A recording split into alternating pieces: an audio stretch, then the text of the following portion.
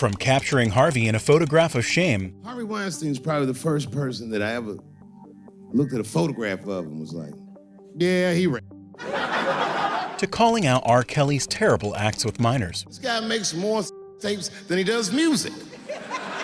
He's like the DJ Khaled of tapes. Here are 9 times disrespectful celebrities got destroyed by Dave Chapelle, starting with a celebrity whose act was so disrespectful that Dave had a hard time believing it. Chris was involved in what we blacks might even consider a goddamn 9/11. Chris got slapped in the face at the Oscars by Will Smith, which was one of the craziest things I'd ever seen. In fact, if you watch it live on television like I did, when it happened, I thought it was fake. To confirm if it was real or a bad director's cut, Dave did his own test. I did, and I wasn't sure, so you know what I did? I waited, because I'm like you, I know Chris. I waited like 30, 40 minutes, as long as it would take him to get to another party, and I called him on FaceTime, and he picked up. As soon as he picked up, he said, you was the only I had to answer the phone for. But the result of his Hollywood experiment hit him harder than the slap itself. Apparently, Obama and Oprah, everybody had called this see if everything was all right. And I thought it was fake. I didn't know. So I asked him, I go, well, you know. He said, what? I said, well, did it hurt? He said, yes, it hurt. And then I knew that it was real. Calling out the real criminal of the night, Dave explained what triggered him more than the slap. And I wasn't just offended that he got slapped. That was only half of it.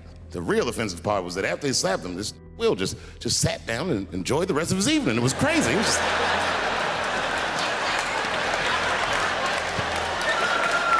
the fuck is this?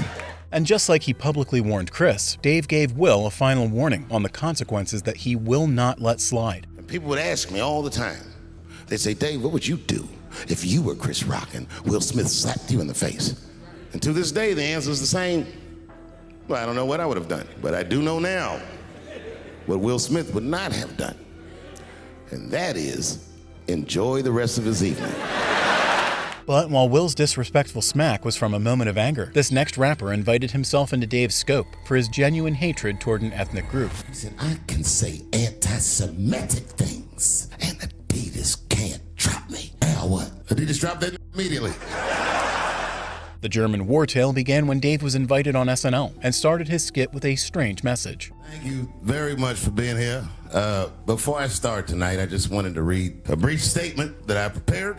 I denounce anti-Semitism in all its forms, and I stand with my friends in the Jewish community. But not long after, Dave's random message turned into a warning with flashing lights. And that, Kanye, is how you buy yourself some time. And early in my career, I learned that there are 2 words in the English language that you should never say together in sequence. And those words are the and Jews. And even Kanye couldn't run away from Dave's allied artillery. Vaguely, I remember it started with a tweet, strange tweet. It was like, I'm feeling a little sleepy. I'm gonna give me some rest, but when I wake up, I'm gonna go DEFCON 3 on the Jews. And then he just went to bed. Even I wonder, though, how deep was Hitler 2.0 buried after Chappelle's final headshot? I was up all night worried. What is he gonna do to the Jews? Kanye woke up from that nap, we went right to work. He said, I can say anti-Semitic things, and Adidas can't drop me. Now what? Adidas dropped that immediately. Kanye's disrespect was mostly messed up words, but it was only half as bad as this next producer, who literally destroyed lives with his power. Harvey Weinstein's probably the first person that I ever looked at a photograph of and was like, yeah, he I'm not sure this motherfucker has a choice. Not a handsome man, a lot of meat and extra skin on his face.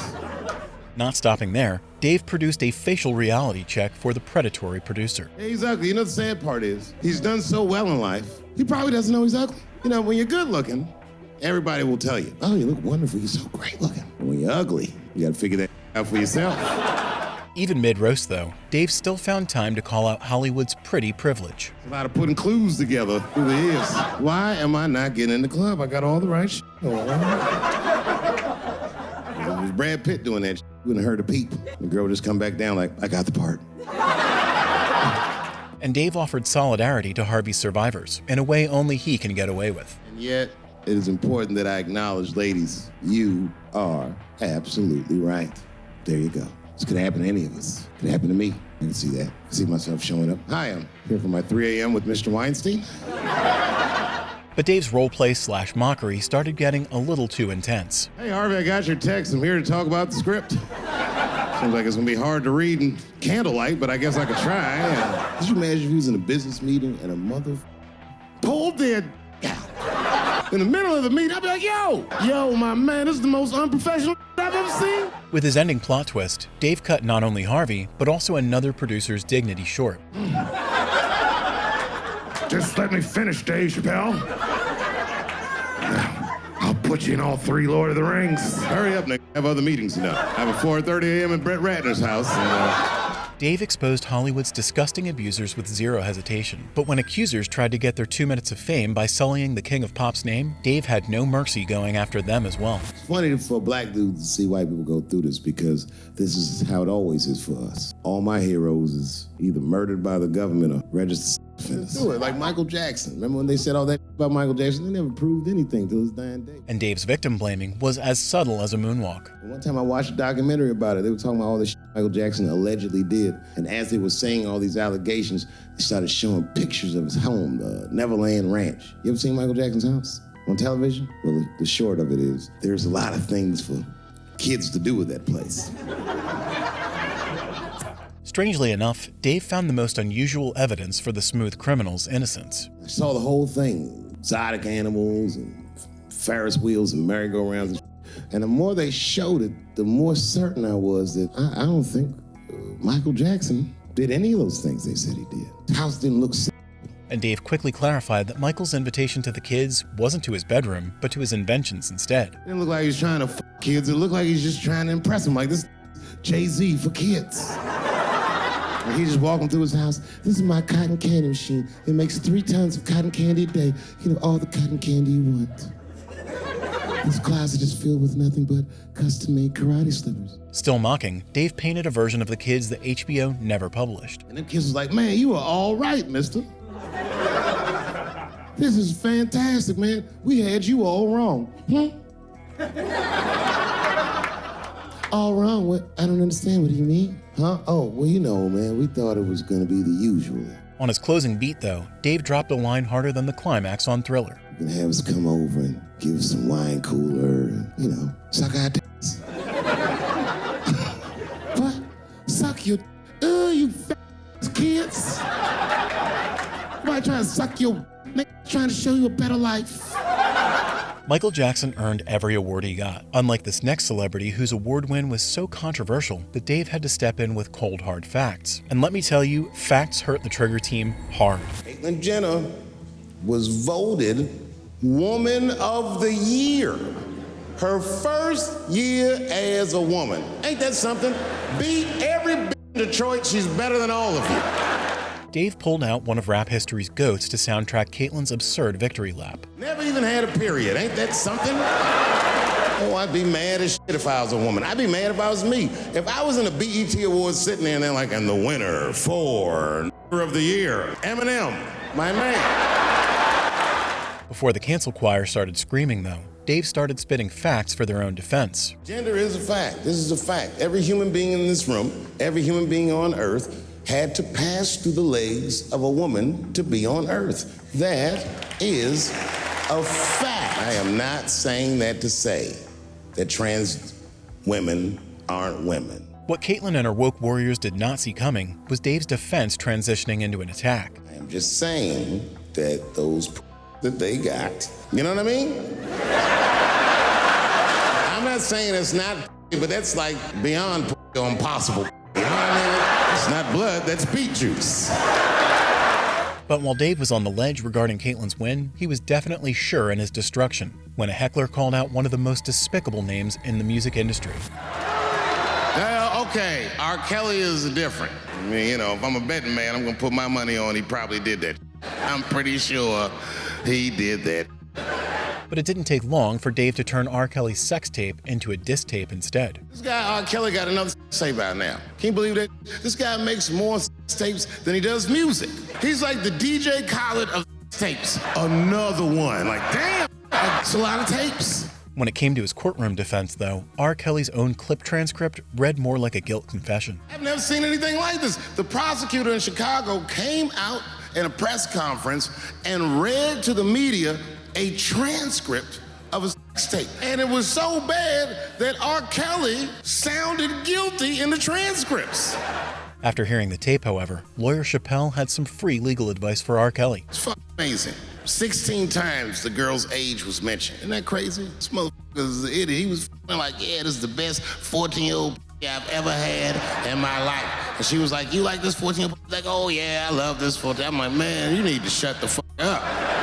Not stopping there, Dave offered some evidence tampering expertise as well. You gotta give your lawyer something to work with. You're supposed to be on the tape like, this is the best 36-year-old I've ever had in my life. And then your lawyer can be like, Your Honor, clearly my client thought that this woman was 36, as he mentioned some 16 times in the tape. And Dave's last buckshot caught not only R. Kelly, but the entire midlife crisis female group in his crossfire. They gonna know you lying though, you know what I mean? Everybody knows no such thing as good 36-year-old. It doesn't matter what I say. And if you at home watching this on Netflix, remember, you clicked on my face. While R. Kelly got torn apart at the lowest point of his life, Dave didn't spare celebrities at their highest point either, and his speech at Kevin Hart's Mark Twain Prize was prime proof. Kevin is one of the greatest comedians that I've ever seen, and Kevin is one of the greatest men that I've ever known. Hello, Jerry.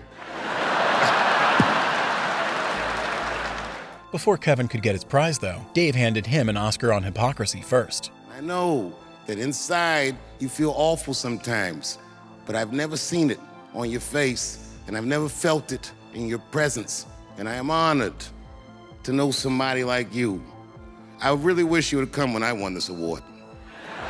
No. This is busy. Just when everyone thought Dave was moving on, however, he nominated Kevin for the fake friend category. Any given moment, the strongest dream in that moment wins that moment. And my God, Kevin Hart, you are a very powerful dreamer. I love you so much. And never forget that I said it, because we only get to talk on podcasts. As if taking shots at Hollywood's golden boy wasn't enough, Dave took the country's golden boy to the cleaners as well. I don't care if you're a Republican or Democrat, if you support him or not, any objective person is gonna have to admit that this motherfucker is having a terrible go of it. We've had presidents before that have done bad jobs, but this is worse than a bad job. It's scary to watch. And Dave kept calling out the unpresidential things our president keeps doing. I watched Donald Trump in a press conference, and this motherfucker had all the media gathered, and this literally asked the media to their face to stop finding shit out. I was like, yo, this motherfucker is bugging. But what Dave saw next was a biological phenomenon so strange that even Nat Geo hadn't covered it. And then, I'm not even making this up, his lips started sweating. His lips. Have you ever seen a motherfucker's lips sweat? What the f is wrong with his lips? Soon, Dave boarded a flight that seemed to fly off tangent. It's like if you're on a plane, right? You ever been on a plane? I get scared to fly. I do it all the time. I be scared on there. And sometimes the plane will hit turbulence. And then I get nervous. But I always look at the flight attendant, and she looks calm, and it makes me feel calm. But before anyone could even tie their seatbelts, Dave crashed the airplane straight into the White House. But if that lips were sweating, it's terrifying. Like, yo, why are your lips sweating? What do you know? And then, I'm not even making this shit up. This motherfucker grabbed the podium. He goes, you don't know how scary the things I read in my briefings are. Using his hypothetical son as a prop, Dave blasted Trump's logic until his orange skin turned to red. I was like, holy shit, man. You ain't supposed to tell us that, bro. That's bad leadership. Even as a parent, you think I'm gonna sit my kids down? Hey, little man, come here real quick. I was gonna holler at you for a second. Yo, I'm 3 months behind on the rent, and I am worried. Burying every celebrity clown 6 feet deep, Dave reserved his most brutal roast for the circus itself, the same one that tricked him into signing away his own show. 2 weeks ago, whenever it was,